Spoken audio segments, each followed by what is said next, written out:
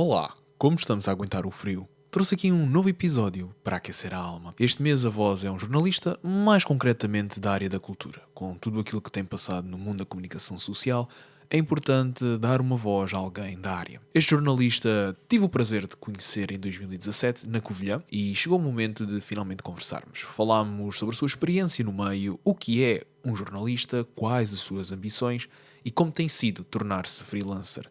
Acabámos também por falar um pouco sobre música e os seus artistas favoritos, o que torna tudo mais bonito.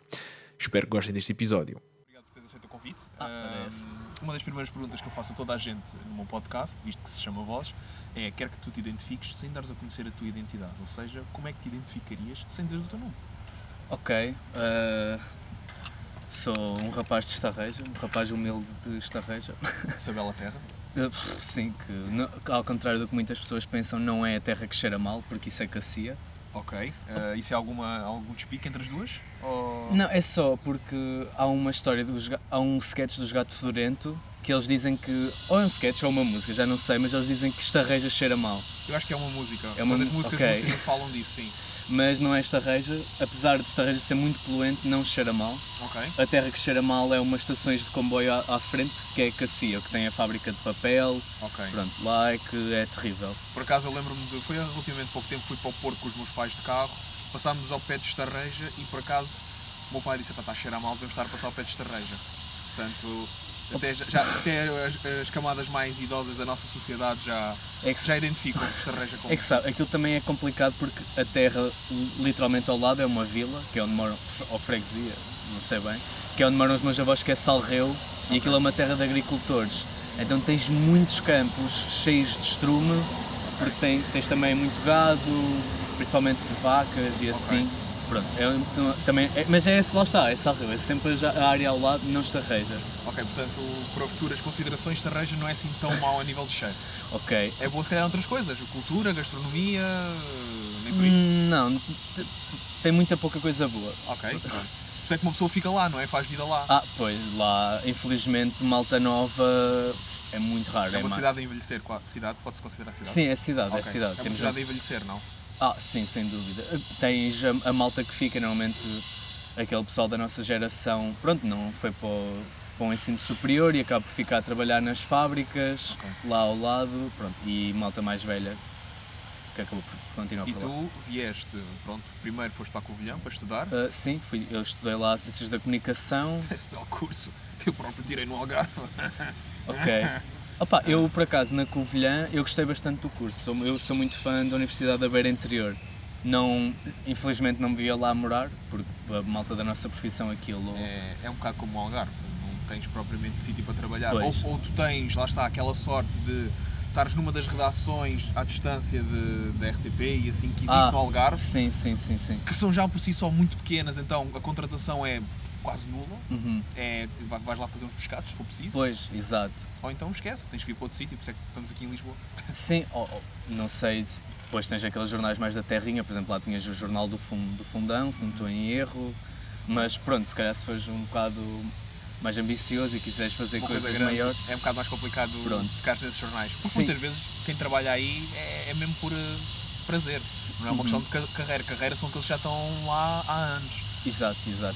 Eu no jornal do Fundão eu tinha um professor que ele trabalhava lá e ele é mesmo muito bom jornalista, mas também é muito por amor à camisola, porque continuar por lá. Okay. Eu, por exemplo, eu sou jornalista de cultura, escrevo mais sobre música, eu não me conseguia bem imaginar trabalhar na Covilhã, não tinha bem pessoas para entrevistar, reportagens para fazer, por isso é que também vim para Lisboa. Falas na questão de ser jornalista, até é engraçado porque aquilo que se está a passar agora, recentemente, no mundo do jornalismo, o que é ser jornalista, por assim dizer? Não é só aquela questão de fazeres entrevistas, vais ver jogos da bola à borla. Não, ser jornalista conta uma história e eu queria, a tua experiência profissional, o que é para ti ser jornalista? Ok, só no meu caso não é bem ver jogos de futebol à borla, é mais ver concertos de graça. E não é bom? E é ótimo. E ser jornalista é seres uma pessoa com muita curiosidade, seja alguém que tenha a humildade de se pôr um bocado de parte para dar o holofote às outras pessoas. Pessoalmente para mim é essa a minha experiência, eu gosto de incidir a luz em pessoas que nem sempre têm essa oportunidade ou essa visibilidade e dar a conhecer pronto, a novas audiências. Tu estiveste até há bem pouco tempo na NIT, na New in Town. Uhum.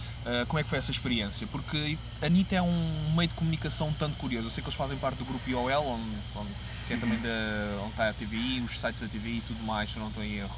Posso estar enganado? Eu acho que sim. Ou se calhar já... Eu não sei, porque as fusões dos grupos é muito confusa. Sim, eu estive lá há muito pouco tempo, também não sei bem explicar essa árvore questão genealógica toda, mas eu acho que sim. E a NIT é um tanto curioso porque eu conheci como um site, depois vais a ver, tem uma rádio que passa no metro. Sim, é verdade. Portanto, tu tens ali um espóliozinho de comunicação social um tanto desconhecido, porque o pessoal vê a NIT para, para saber o top 5 de restaurantes. É tipo a nossa sim, a BuzzFeed portuguesa. A NIT só não faz aqueles questionários malucos. Que tipo de cebola é que és tu?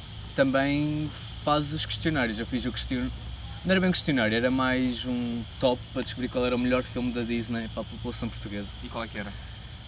Era o Rei Leão, obviamente. Ok, aceito. Mas espera aí, qual Rei Leão? O original ou a versão... Não, o original. O original, okay. O primeiro. Ok, pronto, é que senão se fosse o outro íamos ter problemas. Eu fazia já uma queixa à NIT. Trabalhar como jornalista é sempre um tanto complicado, especialmente quando as redes sociais dominam a área. O que é que para ti é essencial que um jornalista saiba fazer? Não é só a questão de saber escrever, muitas vezes, porque também tens um cunho pessoal na tua escrita, mas o que é que para ti é essencial no jornalista? É não só o prazer de fazer? Eu acho que tens que ser muito bom comunicador. A escrita não escrever bem, não é por aí, mas eu acho que aliás, às vezes escrever demasiado bem até pode ser um problema. Por exemplo, eu tinha colegas que trabalhavam mais numa área literária, que é bastante específico, porque escrevendo sobre livros convém que escrevas mesmo bem. Mas eu tinha muitos problemas a ler esse tipo de textos, porque era uma escrita muito densa. Por isso eu acho que convém seres um bom comunicador, e é aquele velho conselho, tu tens que escrever a pensar que a tua avó, ou a tua mãe, ou o teu pai vai conseguir perceber o que é que tu estás a dizer. Eu acho que isso é o essencial. Na rádio tu escreves para ler. Sim, a escrita sim. de rádio é mesmo isso. Quando estás a escrever para a rádio tens que escrever em mente que vais ler ou que alguém vai ouvir. Portanto, tens de ter a informação, o sumo da informação, e não podes estar ali a florear as coisas. Porque tu não vais meter uma descrição de um acidente como se fosse essa de Queiroz no ar na rádio. Sim. O acidente, com as chamas estavam a uma altura de 50 metros, um fogo a arder como se de Camões se tratasse. Não dá. Ao fim de um segundo eu já desliguei, ainda por mais numa viagem de carro. Sim. A rádio era muito diferente. Eu tive também umas aulas de rádio, foi a minha experiência, e lembro que não tinha mesmo nada a ver. O que é que para ti é importante num artigo jornalístico? No meu caso, eu acho que o mais importante é tu conseguires mostrar as várias faces, neste caso muito específico, sendo mais ligado à cultura, as várias faces artísticas da pessoa, dás a conhecer a sua arte, porque é que ele faz aquele tipo de arte, as origens dele, dás também um lado mais pessoal, é tentares mostrar às pessoas aquilo que alguém que não tem a oportunidade de perguntar ao artista.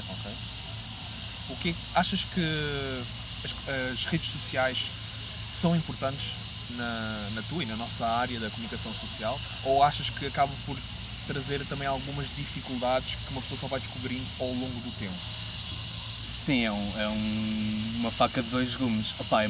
Por exemplo, o Twitter para mim, eu sinto que tem sido muito meu amigo, porque eu lá acho que consegui criar uma certa audiência, muitas pessoas descobriram o meu trabalho através de lá, já recebi propostas de trabalho, por exemplo, para artigos freelancer, porque pessoas conhecem o que eu partilho lá e gostam do que eu escrevo. Eu acho que nisso, no sentido de conseguires mostrar o teu trabalho a muito mais pessoas, é muito bom. Mas pronto, depois tens também as limitações. Neste caso, por exemplo, estavas a falar da NIT. Eu já não estou lá, mas a NIT era muito virada para o sucesso nas redes sociais. E às vezes isso implica que tu moldes o teu texto, moldes os teus títulos pronto, para terem mais sucesso e mais cliques, que é o que é, não Sim, é? eles criam se calhar logo aquele clickbait para chegar o pessoal carregar e... Sim, pronto, clickbait é uma palavra um bocado feia. Sim, aquilo é mais esse clickbait, se calhar traduz-se mais para o Correio da Manhã, que efetivamente eles fazem isso. Esse, pronto, é óbvio. Mas pronto, eles querem aqueles cliques, querem o aumento da audiência Sim, online. até mesmo, e mesmo dentro do próprio texto, por exemplo, uma coisa que eu tive alguma dificuldade no início a escrever para a NIT, foi que eu trabalhei no Jornal I e no Sol, então eu estava habituado a escrever no papel, ou seja, eu estava habituado a escrever um parágrafo bastante longo. Exato. Para mim isso era normal, ou uma frase que era um parágrafo, pronto, sei lá, uma frase de 3 linhas. Sim. Lá era impossível, a minha editora estava farta de me martelar na cabeça, porque por exemplo, um parágrafo, cada frase tinha que ter um ponto final. Ou seja, tinha que ser frases muito curtas, Ok. para ter um ritmo de leitura mais acelerado. E isso parecendo que não, mas pá, custa um bocado habituar, porque nem, a certa altura nem parece bem uma forma natural de escreveres. Pronto, e ainda tens outro lado, por exemplo, nós tínhamos de fazer as nossas próprias as histórias que tu vês no Instagram da NIT, são jornalistas que fazem. Ou seja, isso acaba por ser um trabalho extra que tu ainda tens que fazer, tens que escrever, de certa forma tens que quase ser gestor de redes sociais, porque tens que fazer as publicações, ou seja, são camadas e camadas de trabalho que se vão acumulando. Tu sentes que as redes sociais também ajudaram a meter gasolina na fogueira que é a crise do jornalismo em Portugal? Como é que tu vês tudo aquilo que se está a passar? Opa, assim, de certa forma, pá, não há nenhum meio de comunicação, não tem uma caixa de comentários que não esteja a arder com comentários inflamados. Eu já tive alguns exemplos em que me ameaçaram de morte, por exemplo. Ok. Só porque disseste que não gostavas de uma música de Tony Carreira, aposto. Não foi por causa dos Rammstein, Ok. que eu fui fazer cobertura do concerto deles para a Blitz no ano passado. Ok. E foi na altura em que o vocalista estava a ser alvo...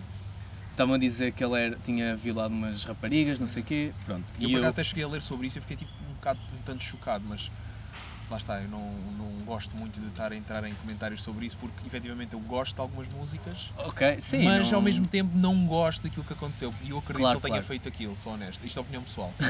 Opa, é aquele caso em que é complicado separar a arte do artista e na minha reportagem focava-se muito nisso e era porque muita gente estava lá, que eu entrevistei, sabia do que é que tinha acontecido. E eu perguntei, então, mas tu sabendo o que é que aconteceu, não te mete confusão, estás a ver este concerto? Pronto, as opiniões dividiam-se, Claro. mas o início do artigo era muito sobre isso. Opa, como deves imaginar, ainda por cima, pronto, isto sem preconceito, eu gosto de metal, mas a comunidade de metal às vezes é um bocado mais conservadora nestes aspectos, então era uma caixa de comentário muito inflamada, tanto que até havia um que dizia este jornalista está aqui a tentar crucificar o vocalista em praça pública, eu quero ver se lhe acontecer, ainda lhe faça o mesmo. Pronto, comentários desse estilo. Ok. Opa, e a audiência acaba por ficar assim um bocado... Foca-se mais depois nesse debate que acontece extra a notícia do que as notícias em si. Porque se fosse, por exemplo, se fossem ler o resto do artigo, pá, falava-se muito sobre música, não era só sobre isso. Mas como as pessoas focam só no título, nas gordas, como se costuma dizer, É manchete e pronto, está tudo pronto, nem acabam por não entrar nem no sumo da questão, nem no cerne do que interessa, que é a música. E esse foi a situação assim mais agressiva, por assim dizer, que tu tiveste? Ou houve outras em que tu ficasses tipo, vocês realmente não leram a notícia? Opa, essa se calhar foi um dos casos mais agressivos porque também era a Blitz, não é? Tem uma audiência muito grande, mas já me aconteceu, por exemplo, no Sol, que tem uma audiência também muito conservadora. Eu lembro-me que uma das entrevistas que eu tive que foi mais lidas foi a Sama Wamus. Porquê? Não foi porque as pessoas gostavam muito da música dela, porque é uma mulher negra. Então foi a caixa de comentários mais nojenta que eu já li na minha vida, era mesmo muito agressiva. E claro, isso depois deu imensas views. Também já tive o caso em que eu entrevistei o Molinex, porque ele fez a música do Novo Banco é feita por ele. Sim. Então, eu entrevistei a propósito disso, falámos de várias coisas, mas o cerne da questão era esse. E claro que a caixa de comentários era só estes jornalistas financiados pelo banco, não sei o quê. As pessoas nunca estão contentes. Não, a caixa de comentários do Sol então era mesmo muito agressiva. Já fui acusado de ser subsidiado pelo PCP, pelo Bloco de Esquerda. Pô, quem me dera. Eu também gostava. Não estou a ver mal nenhum nisso, qual é o mal? Já as pessoas pensam que isso é uma ofensa. Não, isso para mim era excelente. Quem me dera que Exato. eles estivessem a pagar-me. Essa é outra questão que às vezes o pessoal tem medo de falar, que é o receber enquanto ser jornalista. Falaste que és, pronto, agora não estás na NIT, portanto és freelancer. Como é que é ser freelancer? A sério, qual é que é as dificuldades de ser freelancer? Eu já trabalhei como freelancer, mas na altura até estava a ser uma experiência excelente, porque eu estava no I e recebia o meu ordenado e ainda estava a receber por cima como freelancer. Trabalhava para a Comunidade de Cultura e Arte, o Observador, a Blitz. Nesse caso era excelente, porque era mais dinheiro que eu estava a receber. Agora, eu ainda estou no meu primeiro mês e está a ser um bocado mais assustador do que eu pensava, porque não estou a ter tantas portas como eu pensava que se estão a abrir. O pagamento não é excelente, não são muito altos, então é um bocado complicado conseguir gerir. Por exemplo, se eu fizer um artigo por mês, não dá para meter comida em cima da mesa. Claro. Por isso tenho que pensar um bocado mais fora da caixa e noutro tipo de projetos. Alguma coisa que tu gostasses de desenvolver? Agora, pronto, estás com mais tempo, por assim dizer.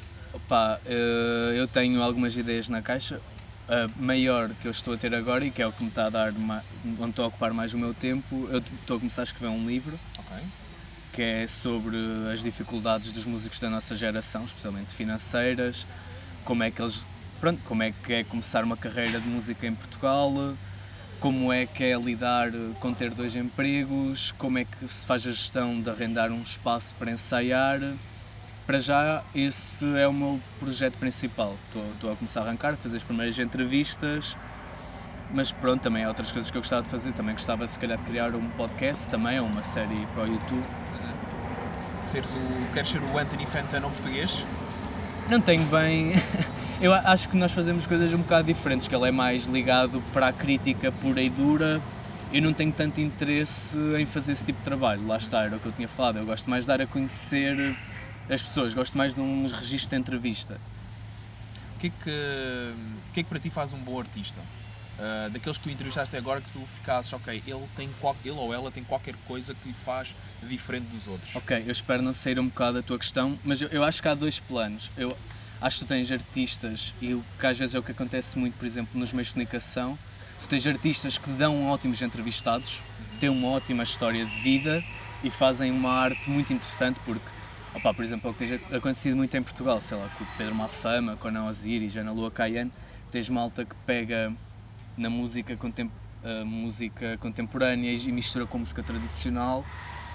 Eu acho que isso é muito interessante, porque acabas por ter um grande lado histórico, mas também pessoal, porque acabas por perceber que estas pessoas vêm de frinjas da cultura portuguesa, que estavam ligadas, por exemplo, a festas populares, a ranchos, e que depois trazem a sua história pessoal para uma música mais contemporânea e acabam por ter uma boa história.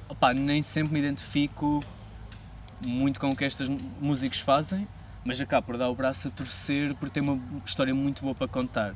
E depois tens artistas que eu me identifico muito em termos sonoros, sei lá. Não vou estar a dizer nomes, mas há bandas, por exemplo, de rock, que eu gosto genuinamente, é quase a minha escola, era o que eu gostava de ouvir desde muito novo, e eles podem ter um instrumental ótimo, muito fixe, ligado a bandas que eu gosto, mas depois não, em termos de história para contar, se calhar não tem muito sumo por onde espremer, são só excelentes músicos. Mas isso também é um desafio do jornalista, não é? Conseguir puxar uma boa história desse tipo de pessoas. Já pensaste em fazer uma espécie de o que é que dizem os teus olhos, mas para os músicos? Quando eles estão assim mais complicados? Assim, quando não consegues sacar mesmo aquele sumo que tu queres, diz-me, Pedro Mafama, o que é que dizem os teus olhos? Às vezes é muito complicado, há entrevistas em que tu tens que estar muito a puxar. Por isso é que eu também gosto de falar da parte mais pessoal da vida dos músicos, porque eu vejo que não dá para puxar pela música, não há por onde se pegar. Então por isso é que eu gosto de também contar a história pessoal das pessoas, que há sempre, aí cada pessoa tem a sua história e há sempre muito mais por onde pegar. Tu falaste que já fizeste artigos para a Blitz, ou a Comunidade de Cultura e Arte, para o Observador. Toda esta experiência que tu vais tendo ao longo da tua carreira, tu sentes que acaba por te marcar mais enquanto pessoa ou enquanto profissional? Porque lá está, cada redação tem o seu ambiente, naquelas que efetivamente tu vais a uma redação, há outra, grande parte delas acredito que seja quase tudo em casa, ou à medida que vai passando o dia, vai escrevendo e tudo mais, mas o que é que para ti te marcou mais até agora enquanto jornalista? Isso é uma questão um bocado complicada. Eu acho que acaba por marcar muito do lado pessoal e profissional. Eu já trabalhei em redações, no jornal eu estava sempre em casa, na NIT eu estava sempre presencial. Okay. Opa, e ao conhecer as pessoas, é normal que elas te marquem e por te moldarem.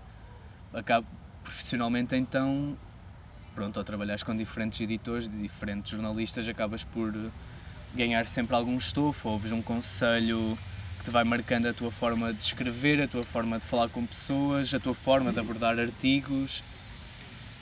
Pronto, passando por diferentes redações acabas por conhecer quase diferentes professores também que te vão dando sempre qualquer coisa nova. Tu falaste há pouco na questão do Twitter ser uma boa maneira de expor o teu trabalho.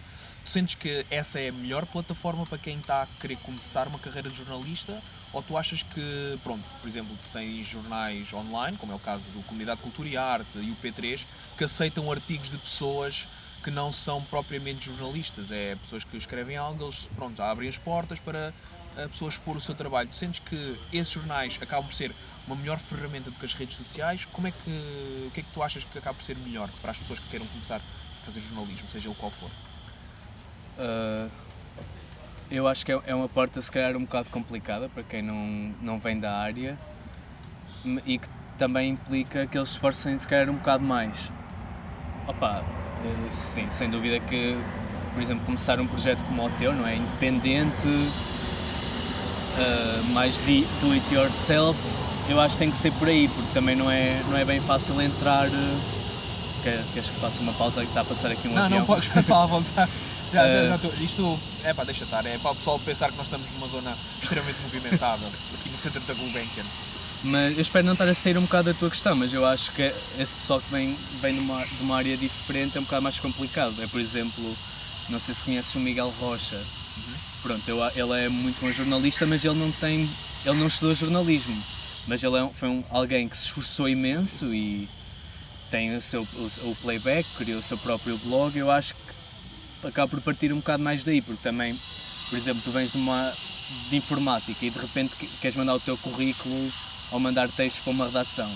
Eu acho que isso já não funciona tão bem como antigamente. Por exemplo, há a história do Vítor Bolanciano, ele começou a escrever para a Blitz, ele acho que era Sociologia, uma área assim de Ciências Humanas, e ele começou a mandar textos por carta para o editor, ou porque não concordava, ou porque, sei lá, tinha uma opinião diferente, e foi por aí que eles gostaram do que ele escrevia e começaram a aproveitar. Eu acho que hoje em dia isso era impossível, porque também, por exemplo, a minha caixa de correio está repleta de lixo. Lá eu não consigo, é muito complicado filtrar o que eu recebo. Se eu recebesse uma proposta de um texto para eu publicar num meio de comunicação, eu acho que nem sequer ia ligar, ia pensar que esta pessoa é um bocado maluca. Sim, cara, mandar isso para uma pessoa que também quer arranjar um local para trabalhar. Sim. Mas tu falaste agora numa questão muito interessante que é... Agora estou a tentar ver se lembrar porque ela escapou-me completamente. Estava a falar aqui numa coisa que eu ia pegar nisso com força. E agora escapou-me. Bom, vou-te perguntar outra coisa enquanto eu tento me lembrar disso. Pronto, estava a falar nessa questão da tua caixa de comentários e de mensagens ser quase tudo de lixo. Também tens que ter um pouco de força mental para ser jornalista, porque há muita coisa lá está, que tu lês e que as pessoas dizem que tu ficas muito... Como é que as pessoas conseguem pensar isto? Como é que as pessoas não são capazes de ver as coisas de outra maneira? Tens também de ter esse lado humano por trás. Sim, pessoalmente, eu quando recebo essas ameaças de morte que eu falei, eu gosto de receber isso a rir, gosto de receber isso ironicamente. Eu até lembro-me, houve uma altura que eu no Twitter que eu partilhava todos os comentários maldosos que recebia. Certo, é uma ferramenta para ultrapassar isso, também é. Mas acho que tem que ser, também não podes ligar muito, porque é quase como a música ou cinema, tu não podes bem ligar ao que o público está a dizer, tens que seguir a carruagem para a frente e fazer o teu próprio trabalho, porque se acabas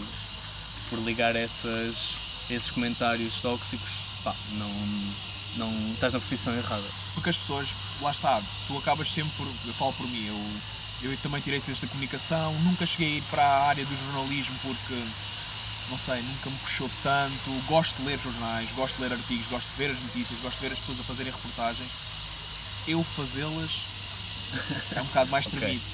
Por isso é que eu escolhi a área da rádio, claramente estou a trabalhar na área, tipo, nota-se claramente que é uma área incrível. Mas eu acredito que há jornalistas que têm uma coragem muito grande para conseguirem escrever certas e determinadas coisas que podem não só pôr em risco a sua carreira, porque falam de uma pessoa ou de um grupo ou de alguém que tem muita influência no meio, ou até mesmo podem vir a ser olhados de lado no meio da rua, ou seja, metem em causa a sua segurança privada. E tu vês isso muitas vezes, tu tens o bom exemplo do desporto, tu és um árbitro, vais apitar um jogo do Benfica ou do Porto ou do Sporting, se a coisa não te corre tão bem, porque há dias maus para toda a gente, é muito certo que vais ter uma surpresa à porta da tua casa, o teu local privado. Então, epá, não sei, parece que às vezes ser jornalista também, dependendo das áreas, claro, acaba sempre por deixar-te um bocado desconfortável de qual é que vai ser a reação das pessoas. Sim, opá, eu pessoalmente acho que não estou assim tão em risco, eu escrevo mais sobre cultura e músicos, eu acho. Como é que te atreves a não gostar da nova peça de teatro na Dona Maria II? Seu elitista! Eu não sei, só se eu falar, acho que o Pedro Mafama não me vem, não vem pedir considerações, mas sim, eu via, pá, e eu também não me quero muito meter nesse tipo de áreas também porque sinto que não tenho a bagagem suficiente, sabe, para fazer notícias de política ou desse tipo de áreas.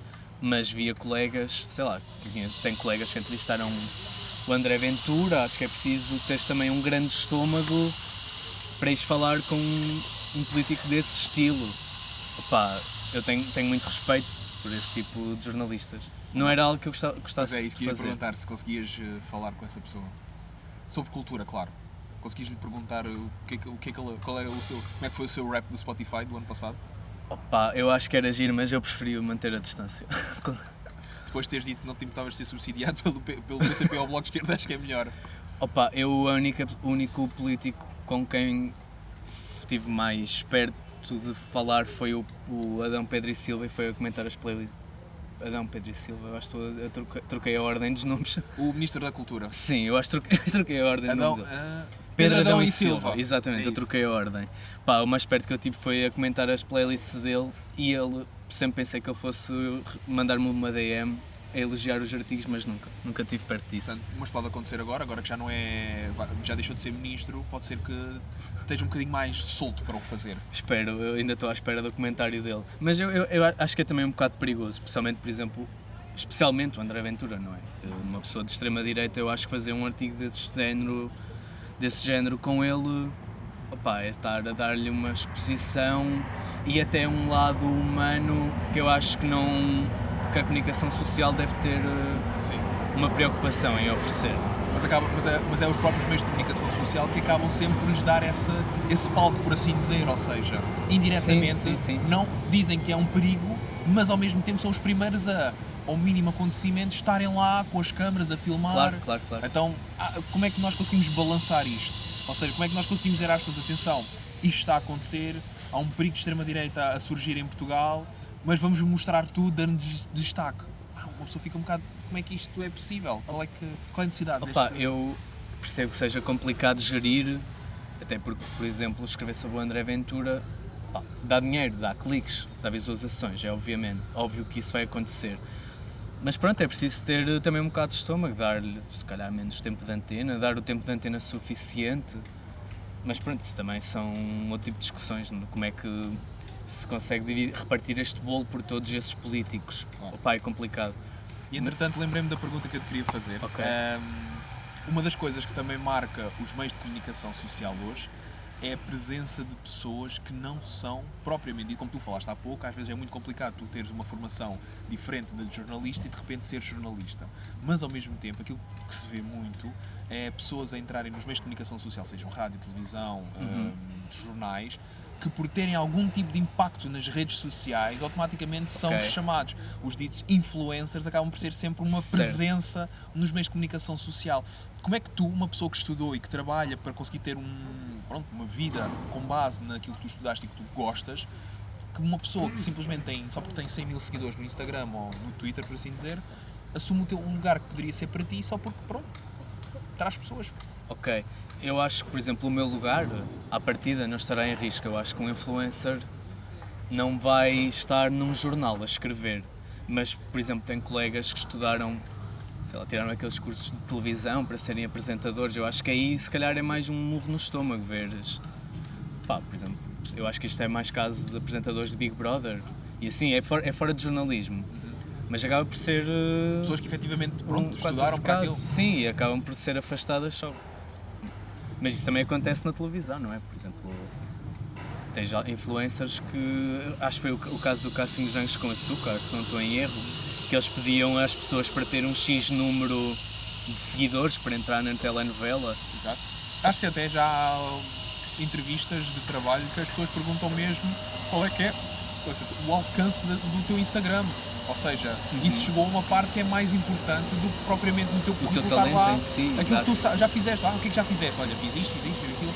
Porque antigamente, se calhar, era mais fácil tu chegares a uma redação de uma rádio ou até mesmo numa televisão ou assim e dizeres, olha, eu gostava de trabalhar com você, já tenho esta experiência, estudei isto e eu estou, ok, boa, vamos pegar em ti e vamos ver o que é que nós conseguimos fazer. Agora, se calhar, é do género, pois, olha, sabes, agora neste momento estamos a contratar, entretanto arranjámos aqui um influencer que nos cobra 2 vezes mais do que nós estávamos dispostos a pagar-te para fazer isso, só como ele tem 10 mil seguidores, esses 10 mil seguidores vão-nos seguir também, então parece que eu falo pela minha experiência na rádio. Pois, eu nem estava a pensar nisso, mas sim, tu tens vários... Isso acontece nos programas de entretenimento, da manhã e assim. Pois, nem estava bem a ir à rádio. A rádio infelizmente é um desses, porque tu vês mesmo, e grande parte, porque lá está, parece que a comunicação social está a perder conteúdo de jeito. Tu vês mesmo que aquilo é um bocado falso, aquilo que está a acontecer é pessoas que efetivamente estudaram e têm talento para aquilo, estão a ser substituídas por pessoas que, pronto, fazem o que têm a fazer, são facilmente moldáveis, e quando se calhar uma pessoa que estudou, que já tem uma experiência mais ampla, não é tão facilmente moldável, porque sabe o que é que tem e o que é que não tem que fazer, enquanto as pessoas não têm experiência nenhuma, tu chegas lá, então olha, vais fazer assim, assado e cozido. Se saís disto, estás fora. Se continuares, és pago. Pois, isso é um perigo da nossa profissão, até ainda por cima, nem precisa de ser um influencer, por exemplo, a malta mais nova precisa de ter um trabalho para pagar a casa, para pôr comida em cima da mesa, chega de repente ali à frente de um tubarão que esteja à frente de um meio de comunicação poderoso e ele diz-lhe, olha, o que tu estavas a dizer, tens de fazer X. A pessoa não tem bem estofo para dizer, ou às vezes coragem, não é? E eu não julgo, porque pronto, cada pessoa tem de sobreviver da forma como pode e nem sempre é possível dizer que não. Tu alguma vez bateste o pé em alguma coisa? Algum artigo? Já tive de bater pé várias vezes, até nem, por exemplo, se calhar não por um tema em específico, ou mais, por exemplo, por um ângulo. Eu lembro-me uma vez, eu trabalhei na secção internacional do I e o meu chefe pediu-me para eu escrever sobre o Pablo Iglesias. Não é Pablo Iglesias? Isso é o cantor. Não, isso é o cantor. Sobre um político de esquerda. E a ideia dele era, tens que falar dos escândalos políticos, não sei o quê. Pronto, era um artigo a deitá-lo abaixo. Mas eu lembro-me de estar a investigar e esse escândalo nem era assim Nada tão grande, ele até tinha sido ilibado. Então o que é que eu pensei? Vou tentar dar o lado mais pessoal, dar a conhecer quem é esta pessoa. E falava que ele gostava de Game of Thrones, uma coisa mais pessoal. Sim. Eu acho que o título até era O Político que Gosta de Game of Thrones, uma coisa assim do género. E quando eu entreguei o texto, já estava fora do horário laboral, estava sossegado em casa e o meu chefe liga-me: o que é que tu acabaste de fazer? O que é que tu acabaste de escrever? E eu fiz o que tu pediste, o perfil sobre este político. Então, mas não era nada disto, tinhas que falar dos escândalos e puxar pelos escândalos e não sei o quê. Mas os escândalos não são assim tão reais. E às vezes é preciso ter este estofo de dizer, não, eu vou fazer o texto assim e é assim que ele tem que sair, porque senão, pronto, nós também não somos marionetes e há coisas que eu não me sentia confortável a fazer e não fiz. tu agora consegues ser mais seletivo nas tuas escolhas, naquilo que tu efetivamente fazes, ou lá está, tendo em conta que estás em freelance, sentes que precisas de abrir mais os horizontes, ou consegues selecionar assim, estou disposto a fazer isto, mas não estou disposto a fazer isto? Imagina, eu para já, normalmente a minha experiência como freelancer, tirando na Blitz, que foram eles que me propuseram escrever estes concertos, sou eu que proponho os temas. Por isso, à partida, são coisas que eu gosto, me identifico e que quero fazer. Por isso não tenho tido tanto esse problema. Mas lá está, isto é o meu primeiro mês. Se eu daqui para a frente, se eu vir, estou com problemas, preciso de mais dinheiro, se calhar vou ter de abrir mais o leque e fazer coisas que se calhar não estava não tão confortável, mas que se calhar não me identifico tanto. Pronto. Mas sempre dentro da minha ética e dos meus padrõezinhos. Agora, pronto, vamos deixar o jornalismo à parte, porque efetivamente, fazendo parte da tua vida e da tua carreira, é muito importante falarmos sobre isso, porque lá está, pode haver alguém que esteja a ouvir isto, olá mãe, que efetivamente tenha interesse em colaborar contigo, ou até mesmo, pronto, lá está. E as pessoas terem uma plataforma, gosto de pensar neste podcast como uma plataforma para as pessoas, então utilizem isto à vontade. Agora, queria falar um pouco sobre a música para ti. Okay. Pronto, sendo jornalista de cultura, a música é muito importante. E o que é que para ti foi aquele artista que tu ficaste? Como assim? Ficaste mesmo parvo com um concerto ou alguma coisa que tu viste essa pessoa, uma música? Há tantos. Sim, primeiro, não só como jornalista, mesmo na minha vida no geral, a música sempre foi muito importante. Eu acho que sou um daqueles casos em que sou jornalista de música porque sou um músico falhado. Okay. Acabo por entrar por aí, mas assim, mais recentemente, a banda que mais me marcou talvez tenha sido uma banda inglesa, os Black Country New Road. Não sei se conheces. Conheço. Pronto, e eu tive a grande sorte no ano passado, eles deram 2 concertos seguidos em Portugal, deram um concerto meio secreto, anunciaram no próprio dia na ZDB e no dia a seguir e no dia a seguir tiveram na Superboc. Eu consegui ver os dois e acho que foi uma coisa, nunca tinha tido um artista assim tão recente e que eu tivesse conseguido ter esta proximidade como eles. Acho que atualmente é a banda com que mais me identifico. Tens algum estilo que para ti seja elite? Ou seja, pronto, todos nós temos o nosso tier list de estilos musicais, mas qual é aquele estilo para ti que é elite para depois os outros serem ok, por assim dizer? Falaste no rock ser, pronto, a tua escola? Sim, mas eu não querendo cair no clichê de eu ouço tudo, atualmente eu gosto mesmo de ouvir tudo E convém gostares de ouvir tudo. Sim, e também tive que ter mais essa abrangência, também pela minha profissão, mas eu acho que me fez muito bem. Por exemplo, eu durante muitos anos, durante a minha adolescência e até ao final da minha licenciatura, eu só ouvia essencialmente rock. Rock, metal e todos esses subgéneros malucos. E eu acho que isso foi mesmo muito limitador. Enquanto pessoa, foi mesmo, cortou-me um bocado as pernas. Eu hoje gosto muito de ter curiosidade de ouvir um bocadinho de tudo. Até, por exemplo, eu acho que hoje em dia o género rei, não para mim, globalmente, é, por exemplo, o reggaeton. Eu acho que o reggaeton e o funk têm muito pressão por muito que se lhe diga. É quase, para mim, são quase o novo punk. Porque tu tens artistas, por exemplo, no funk, que são mesmo muito corajosos. Que vêm das favelas, vêm de situações mesmo muito precárias e estão a expor-se e a contar as suas histórias da forma como eles gostam. E eu acho que atualmente, não digo que é de elite ou que é o que eu mais ouço, mas é um estilo que eu tenho um respeito que, por exemplo, se calhar, quando era adolescente, dizia: "Ei, isto é uma porcaria, porque é que está toda a gente a ouvir funk, que estupidez." Mas hoje é algo que eu gosto de ouvir e tenho bastante curiosidade. A nível de artistas portugueses, há algum que para ti seja uma pérola por descobrir? Por descobrir, olha, sim, tenho uma. Tenho várias, se calhar. Há agora uma banda que eu ando a acompanhar bastante, que são os Marquise, que é uma banda do Porto. Eles são os miúdos novos, de 20 anos. Até entrevistei a vocalista, a Mafalda, para o meu livro, no capítulo que vai ser sobre a dificuldade das bandas que estão a começar. Eles só têm um EP, que se chama Marquise, mas acho que eles são mesmo muito bons. Têm assim um som mais virado para o post-punk, para o grunge, e nas letras são muito divertidas.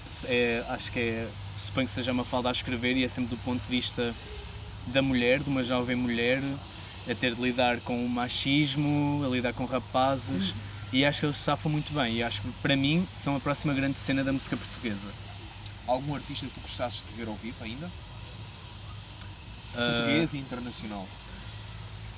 Português, tenho a sorte de já ter visto muitos dos meus ídolos, assim de repente não me lembro, nunca vi o Sérgio Godinho, não posso, é um cheque que eu tenho muito... Essa aí eu posso fazer o meu cheque porque já tive a oportunidade de ver Sérgio Godinho e Jorge Palma no mesmo palco ao mesmo tempo. Ok. Quando a Antena 3 fazia o Elétrico. Ali no Capitólio, fui vê-los lá, pá, incrível. Pá, eu Jorge Palma já tive o prazer de falar com ele, opá, e é um senhor.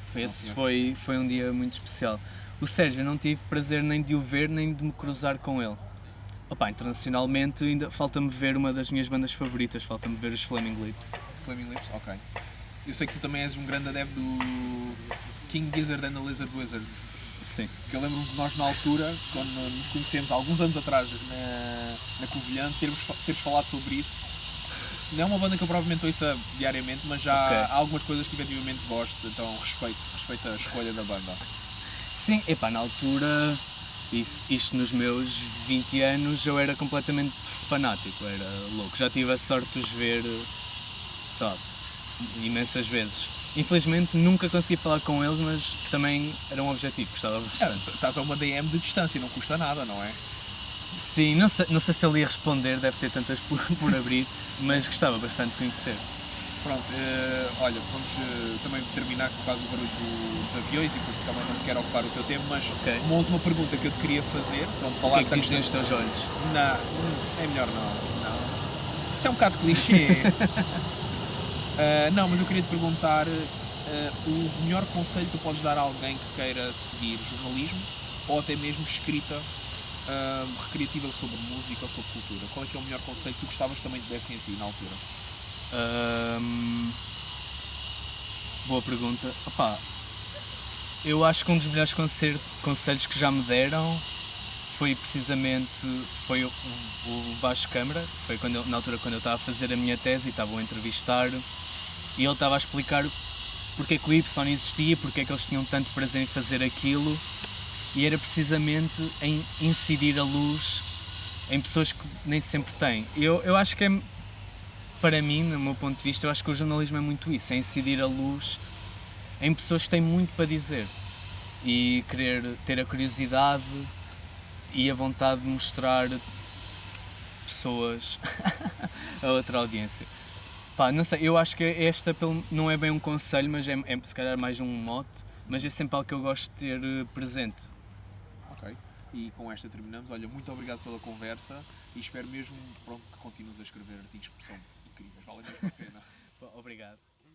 E muito obrigado por terem ouvido o episódio. Não se esqueçam de partilhar com todos, inclusive com quem gostam menos. Aposto que vale a pena. Até ao próximo episódio, pessoal.